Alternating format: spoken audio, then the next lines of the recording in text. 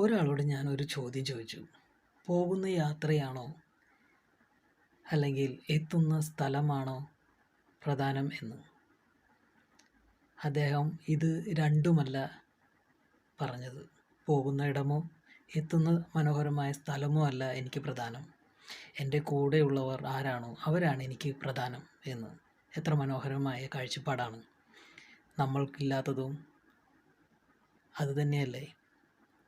സ്വപ്നങ്ങൾ പോലെയാണ് നമ്മുടെ കൂടെയുള്ള പലരും.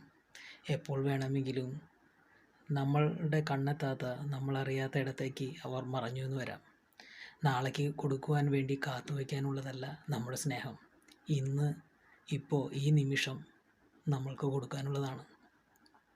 അപ്പോൾ കൂടെയുള്ളവരെ കാണാനും അവർക്ക് വേണ്ടത്ര സ്നേഹം കൊടുക്കുവാനും അവരുടെ സ്നേഹം അനുഭവിക്കാനും ഉള്ളതാകട്ടെ നിങ്ങളുടെ ജീവിതം.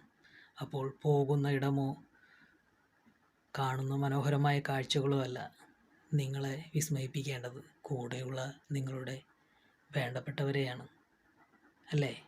Good day, enjoy.